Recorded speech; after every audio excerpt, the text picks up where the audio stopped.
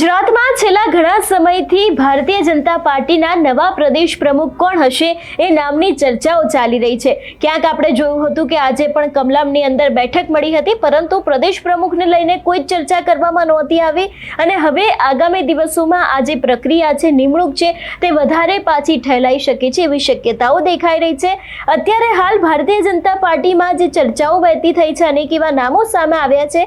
આજે તેના વિશે વિગતે વાત કરવી છે કે હવે ક્યારે નવા ભારતીય જનતા પાર્ટીના પ્રદેશ પ્રમુખની નિમણૂક થઈ શકે છે. નમસ્કાર, હું હંસિની અને તમે જોઈ રહ્યા છો નિર્ભય ન્યૂઝ.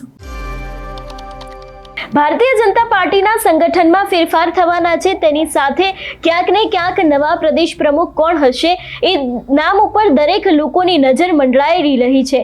વિગતે વાત કરવામાં આવે, ખાસ કરીને ઘણા બધા નામ ચર્ચામાં આવ્યા હતા કે હવે નવા પ્રદેશ પ્રમુખ કોણ બનવાના છે, ક્યારે નામ જાહેર થવામાં આવશે, પરંતુ ક્યાંક આ બધાની વચ્ચે જ્યારે હવે ભારતીય જનતા પાર્ટીના સંગઠનની જો વાત કરવામાં આવે તો હવે ક્યાંક સંગઠનની અંદર પણ મોટા ફેરફાર થઈ શકે છે એવી શક્યતાઓ લાગી રહી છે અને તેની જ સાથે પ્રદેશ પ્રમુખને લઈને પણ ઘણી બધી વિગતો સામે આવી રહી છે.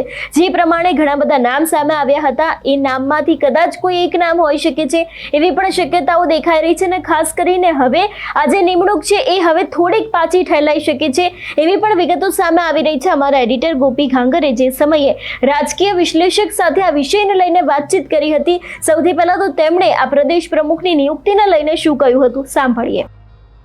આજે સમજવું છે ભારતીય જનતા પાર્ટીમાં પ્રદેશ અને સંગઠનને લઈને જે વાતચીત ચાલી રહી છે, કારણ કે એવું કહેવાય રહ્યું છે કે મુખ્યમંત્રીએ પ્રધાનમંત્રી નરેન્દ્ર મોદી સાથે મુલાકાત કરી છે, જેપી નડ્ડા સાથે મુલાકાત કરી છે અને ખૂબ જલ્દી હવે ગુજરાતની અંદર પ્રદેશ સંગઠનનું એક નવું માળખું જે છે તે સામે આવી શકે છે. પ્રશાંતભાઈ, તમારી પાસેથી સમજવું છે, ચર્ચાઓ ઘણા વખતથી થઈ રહી છે અને ઘણા વખતથી એવું કહેવાય રહ્યું છે આ મહિનામાં નવા અધ્યક્ષ આવશે, આવતા મહિને નવા અધ્યક્ષ આવશે.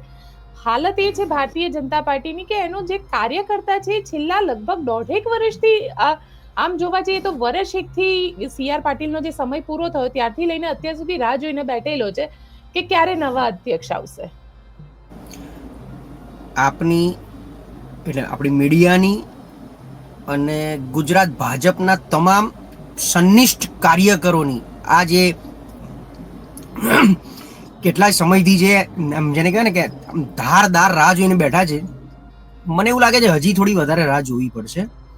મુખ્યમંત્રીની કોઈ પણ પ્રકારની મુલાકાત PM સાથે થાય કે રાષ્ટ્રીય અધ્યક્ષ સાથે થાય, મુખ્યમંત્રી સરકારનો ભાગ છે, એમને સંગઠન જોડે કોઈ લેવા દેવા એકચ્યુઅલી હોતો નથી. હવે એમની વાત કયા એંગલથી થઈ, શું થઈ, આપણે કોઈ જાણતા નથી, વાત બહાર આવતી નથી. અને ઉપર બેઠેલું ભાજપનું વિશાળ મોવડી મંડળ, વિશાળ એટલે 2 વ્યક્તિઓથી બનેલું વિશાળ મોવડી મંડળ, તો વિશાળ એટલે 2 વ્યક્તિઓનું વિશાળ મંડળ છે. એમના દિમાગમાં ગુજરાત માટે કોઈ પ્રાયોરિટી એટલે અત્યારે ન હોઈ શકે. અમને જે રીતે માહિતી ઉપરથી મળી છે કે ક્યાંક સંઘ અલગ પ્રેશર કરી રહ્યું છે. સંઘ એક વિચારધારાથી ચાલે છે અને 100 વર્ષ પૂરા કરવા જઈ રહ્યું છે. 1925માં સ્થાપના થઈ છે. સંઘ આખા ભારતવ્યાપી એની વિચારધારા મૂકી રહ્યો છે અને એ વિચારધારામાં દરેકને એક પ્રોટોકોલ પ્રમાણે ચાલવું પડે. જે અત્યાર સુધી સંઘે ચલાવવાનો પ્રયત્ન કર્યો ને, જેપી નડ્ડાએ તો સંઘને કાયદેસર બાયપાસ કરી દે. ભાઈ મારી માં છે જ નહીં. જેપી નડ્ડાએ તો એવું કહી દીધું, અમે દીકરો મોટો છે, દીકરાને માની બાપની જરૂર નથી. મોદી સાહેબે નથી કીધું. મોદી સાહેબને હજી મા બાપની પડી હોય એવું ક્યાંક લાગે છે, એટલે અંદર ખાને એમના ચર્ચા ચાલે છે. સંઘમાંથી આવતી વ્યક્તિ હોય, સંઘની વિચારધારાથી કમ્પ્લીટલી વફાદારી હોય, એવી વ્યક્તિની બંને જગ્યાએ શોધ ચાલુ છે, રાષ્ટ્રીય અધ્યક્ષ અને ગુજરાતના અધ્યક્ષ તરીકેની. એની સાથે સાથે મોહન ભાગવતનું એક સ્ટેટમેન્ટ કે 75 વર્ષે હું તો રિટાયર થઈ જઈશ.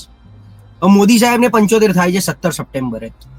એમને પ્રેશર છે કે એમણે કન્વિન્સ કરી લીધા છે કે મને અપવાદ રાખો, જ્યાં સુધી મારું શરીર મને સાથ આપશે હું દેશ સેવા કરીશ. અને એ કદાચ કન્વિન્સ કરી શક્યા હોય તો બંધારણ બધાને લાગુ પડે છે. ઉપરાષ્ટ્રપતિ ધનખડ સાહેબનું રાજીનામું અને એમની નિમણૂક નવી કરવાની છે, નવા ઉપરાષ્ટ્રપતિની. આ બધાની વચ્ચે મને નથી લાગતું કે ગુજરાત હજી એમના ટાર્ગેટ ફોકસમાં હોય. અને શનિવારે માનનીય મુખ્યમંત્રી પ્રધાનમંત્રીને મળીને આવ્યા, ત્યારબાદ એવું ક્યાંક આવ્યું કે સોમવાર, મંગળવાર, બુધવાર જાહેરાત થઈ જાય. હવે આજે હું ગાંધીનગરના ઝાંપે જ બેઠો છું, મુખ્યમંત્રી જ નથી ગાંધીનગર. સાહેબ આજે ભરૂચની મુલાકાતે ગયા છે. એટલે આ બધી વસ્તુ કઈ આપે છે કે ફોકસ નથી, પ્રાયોરિટી નથી. ક્યાંક અંગત બીજી બધી એટલે ક્યાંક અધિકારીઓની બદલી, આઈએએસ ની આઈપીએસ બેડાની બદલી, એ સંદર્ભે કદાચ સાહેબ ચર્ચા કરવા ગયા હોય અને સાહેબ પૂછવા બી ગયા હોય કે આ બધું ચાલે, એમાં મારે ક્યાંય રાજીનામું આપવાનું હોય તો એ કહી દેજો. કારણ કે આપણે એ બી વાત આવે છે. બીજી વાત છે કે ચૂંટણી 2027 ડિસેમ્બરમાં આવશે. ભારતીય જનતા પાર્ટીની જે પ્રણાલી રહી છે એ પ્રમાણે 1.5 વર્ષ પહેલા, એટલે કે ગમે ત્યારે જૂન 2026 પછી એમને મુખ્યમંત્રીનો ચહેરો બદલવો પડે. આજની તારીખમાં મુખ્યમંત્રીની કોઈ એવી નેગેટિવિટી બીજી કોઈ રીતે, આમ તો બહુ બધું છે સમાચારમાં તો, પણ બીજી કોઈ રીતે આવી નથી. કોઈ સમાજમાંથી, બીજા સમાજમાંથી લાગણી બતાવી હોય, વિરોધ બતાવ્યો હોય કે ભાઈ આ પાટીદાર મુખ્યમંત્રી છે ને અમને પોસાતા નથી, એટલે હવે આમને કન્ટિન્યુ કેટલાક કરાવવા. 2026માં બદલવા હોય તો પ્રદેશ પ્રમુખ અને મુખ્યમંત્રી એક જ સમાજમાંથી શક્ય નથી. આ બધી ગણિતના આધારે જેટલું ખેંચાય એટલું ખેંચવાનો પ્રયત્ન અત્યાર સુધી થયો છે. જો એવું તો છે નહીં પાટીલનું ઓપ્શન મળતું નથી, પાટીલ જેવા વ્યક્તિ મળતા નથી. ભારતીય જનતા પાર્ટીને વ્યક્તિની જરૂર નથી, એમને હેટ જોઈએ કે કોઈ બી વ્યક્તિની ઉપર આ એક ટોપી પહેરાવો કે આ ભાજપનો પ્રદેશ પ્રમુખ આજથી, તો એના અંડરમાં બધા જ લોકો ભાજપના કાર્યકર તરીકે કામ કરવા માંડશે. એટલે એવું નથી મળતા નથી, શોધખોળ ચાલુ છે, કોઈ ફોલ ડાઉન થાય. મૂળ વાત આરએસએસ ની જે વિચારધારા છે, અને હવે એવી વ્યક્તિ કે જે સંગઠનને છેક નીચેથી મજબૂતાઈથી ઓળખતો હોય, છેક નીચેથી જેણે પાયામાં કામ કર્યું હોય, જેને જનતાની વચ્ચે, કાર્યકરોની વચ્ચે જઈને કામ કર્યું હોય, એવી 2-3 વ્યક્તિઓ જે એમણે શોધી રાખી છે અથવા શોધી રહ્યા છે, એમની નિમણૂક કરવી હોય. અને મેં કીધું હું તો પહેલેથી બહુ સ્પષ્ટ છું ગોપીબેન, આપની સાથે મેં ઘણી વાર ચર્ચા કરી છે.